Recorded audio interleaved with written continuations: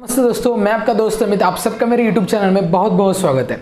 Medical representative अगर आप बनना चाहते हैं तो बहुत बार आपको दिक्कतें आती है क्योंकि आप फ्रेशर हो और आप जॉब के लिए अप्लाई करो, बहुत कंपनीज नहीं लेती। इवन बहुत कंपनीज ऐसा भी होता है कि यहाँ पे डायरेक्टली लिखा हुआ होता है नोटिस में या फिर जहाँ पे एडवर्टाइजिंग होती है, फ्रेशर नॉट अलाउड, एक्सपीरियंस लोग ही लेते हैं। बहुत बार कंपनीज फ्रेशर को लेने से इनकार करती है। इसके कुछ रीजंस मैं आपको बताता हूँ। एक्चुअली कंपनी जब एमआर को लेने का सोचती है तब वो देखती है कि ये टेरिटरी है, वो टेरिटरी में अगर एक्सपीरियंस एमआर हो और फ्रेशर एमआर हो तो दोनों में डिफरेंस क्या है। अगर एक्सपीरियंस है तो कंपनी को उसको ज़्यादा ट्रेन करने की ज़रूरत नहीं रहती। फ्रॉम डे वन एक्चुअली उसका सेल स्टार्ट होने के चांसेस ज़्यादा रहते हैं क्योंकि कंपनी की टेरिटरी ऑलरेडी बिल्डअप है। ठीक है, कंपनी जो एमएनसी कंपनी की बात कर रहा हूँ जो ऑलरेडी अच्छी टेरिटरी बिल्डअप है, वो एमआर छोड़ के गया, नया एमआर है, तो वहाँ पे फ्रेशर ज़्यादा अलाउड नहीं किए जाएंगे, एक्सपीरियंस अलाउड किए जाएंगे क्योंकि वहाँ पे काम अच्छा करते हैं वो। ठीक है, ट्रेनिंग की जरूरत नहीं रहती और बेसिक लेवल से डॉक्टर कॉल कैसे करना है, आरसीपीआई कैसे करना है, ये प्राइमरी सेकेंडरी क्या होती है, ब्रांड मैट्रिक्स क्या होता है, प्री कॉल एनालिसिस हो, पोस्ट कॉल एनालिसिस हो, ये सारी चीज़ें एक्चुअली एक्सपीरियंस एमआर को मालूम होती है। इसके लिए फर्स्ट डे से उस पर ज़्यादा फोकस करने की एबीएम को ज़रूरत नहीं रहती। अब एबीएम का काम क्या रहता है कि लोगों को ट्रेन करना जो उनके अंडर है एमआर को, और अगर एक्सपीरियंस एमआर को ज़्यादा ट्रेन नहीं लगेगा और साथ में जो पहले से फर्स्ट डे से जो उसको टारगेट दिया होगा या फिर जो भी टास्क दिया होगा उसके अकॉर्डिंगली वो काम करेगा।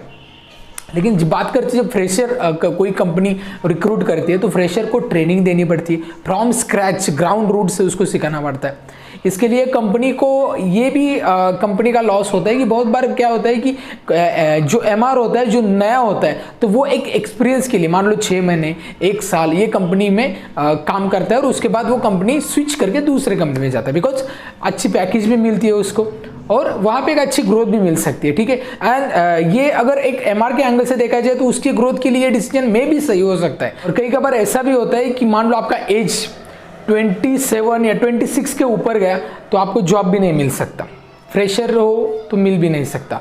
ठीक है, क्योंकि इसके बाद एज एमआर कोई कंपनी रिक्रूट नहीं करती अगर टॉप एमएनसी है तो इसमें आपको क्या करना चाहिए। अगर आप फ्रेशर है, जॉब अगर आपको चाहिए तो किस तरीके से आप जॉब पा सकते हैं। एक काम ऐसा कर सकते हैं आप कि जो भी कंपनी, ऐसा नहीं है कि सारी कंपनीज एमआर को नहीं लेती फ्रेशर को, बहुत कंपनीज एमआर को लेती है फ्रेशर, जैसे कि मैनकाइंड है, जैसे कि हेट्रो है, जैसे कि एफडीसी है, राइट। ये कंपनीज फ्रेशर्स को, ज़्यादा सिप्ला भी कंपनी ये भी फ्रेशर्स को लेती है। तो यहाँ पे ये कंपनी फ्रेशर्स को लेती है, उन फ्रेशर्स कंपनी में ज्वाइन हो जाइए और ये पूरा एक्सपीरियंस लीजिए किस तरीके से ये कंपनी रन करती है। इवन स्टार्टअप में भी ज्वाइन हो जाइए, थर्ड पार्टी मैन्युफैक्चरिंग भी होना वो भी ज्वाइन हो जाइए। थर्ड पार्टी मैन्युफैक्चरिंग कंपनी में भी आपको बहुत चीज़ें सीखने को मिलती है क्योंकि मैं आपको बता दूं जब आप एमएनसी कंपनी में जाते हैं तो एक कंफर्ट जोन में जाते हैं आप।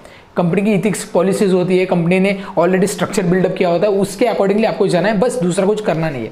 लेकिन स्टार्टअप कंपनी में क्या करना होता है, फ्रॉम स्क्रैच से डॉक्टर लिस्ट आपको बनानी पड़ती है, आरसीपी आपको ही करना पड़ता है, तो वो पूरी टेरिटरी डेवलप करने का काम आपका रहता है। ब्रांड मैट्रिक्स कैसे डिसाइड वो आप ही का काम रहता है। ठीक है, तो ब्रांड को स्कीम प्रॉपरली कैसे डिलीवर करनी है, पीओबी जो होती है वो आप ही को करनी पड़ती है, स्टॉकिस्ट को क्लोजिंग में वहाँ पे कन्वर्जन, केमिस्ट का कन्वर्जन एंड ऑफकोर्स डॉक्टर का कन्वर्जन यहाँ पे आप ही को काम करना पड़ता है। इसके लिए बहुत चीजें आप सीखते हैं। तो इसके लिए जो फ्रेशर है उसको मैं यही रिकमेंड करूंगा कि कंटिन्यूअसली जॉब सर्च करते रहिए। और एक बार ये भी मैं आपको बताऊंगा कि जो कंपनी आपको बोलती है ना कि आपको 2 दिन में कॉल आएगा, 3 दिन में कॉल आएगा, ओके, जो कंपनी वहां पे फाइनल नहीं करती आपको रिक्रूट किया है कि नहीं, तब तक आपका फाइनल रिक्रूटमेंट नहीं होता। इसके लिए मैं आपको यही बता दूं कि चाहे वो आप डी फार्मेसी हो, चाहे बी फार्मेसी हो, चाहे बीएससी हो, एमएससी हो, एम फार्म हो, किसी भी बैकग्राउंड से हो, ठीक है, लेकिन जब कंपनी आप तो फाइनल जब तक नहीं बोलती तब तक आपको कंटिन्यूसली जॉब सर्च करते रहना चाहिए। कंटिन्यूस जॉब सर्च करते हैं तब आपको इंटरव्यू के क्वेश्चन पता चलते, इंटरव्यू के क्वेश्चन जब पता चलते तब आपको आज की इंटरव्यू में आपने क्या आंसर नहीं दिया और किस चीज़ पे आपको इंप्रूवमेंट करना चाहिए, यहाँ पे आपको फोकस करना चाहिए। नेक्स्ट इंटरव्यू में वो क्वेश्चन फुलफिल होने चाहिए। वहाँ पे फेल हो गए कोई प्रॉब्लम नहीं, फिर से क्वेश्चन लीजिए कहाँ पे काम करना है। कंटिन्यूसली ऐसे अगर करेंगे ना, कम से कम या 3 या 4 इंटरव्यू, मैक्सिमम 10 इंटरव्यू में आपका सिलेक्शन होना चाहिए। 100% होना चाहिए, क्योंकि जब आप खुद पे काम करते हैं कंपनी को क्या चाहिए, ठीक है, और कंपनी आपसे एक्सपेक्ट क्या करते हैं उसके अकॉर्डिंगली आप अगर माइंडसेट बना लेते हैं ना, तो डेफिनेटली यहाँ पे आपके चांसेस होते हैं। इसके लिए इंटरव्यू की प्रिपरेशन आप परफेक्ट कीजिए। इंटरव्यू के क्वेश्चन के लिए हमने सेपरेट वीडियो बनाया, वो वीडियो देखिए। इसके साथ कंपनी के इंटरव्यू के साथ साथ आपकी खुद की डेवलपमेंट भी करनी है, बहुत सारे स्किल्स सीखने, पर्सनालिटी डेवलपमेंट है, कम्युनिकेशन स्किल है, इंटरपर्सनल स्किल्स है, बहुत सारी चीज़ें आपको सीखनी पड़ती है।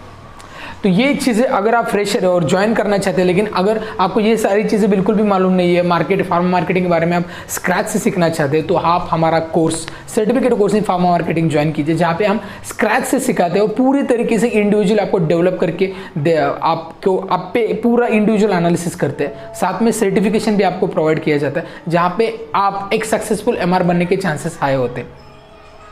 तो अगर आपने अभी तक इस कोर्स को एनरोल नहीं किया तो आप एनरोल कीजिए, और साथ में ये वीडियो अगर अच्छा लगता है, वीडियो का कंटेंट अच्छा लगता है, तो ये ढेर सारे लोगों तक शेयर कीजिए। वीडियो अच्छा लगता है तो वीडियो को लाइक कीजिए और चैनल को सब्सक्राइब करना बिल्कुल मत भूलिए। तो चलिए इस वीडियो में इतना ही, मिलते हैं नेक्स्ट वीडियो में, तब तक बी हेल्दी बी हैप्पी।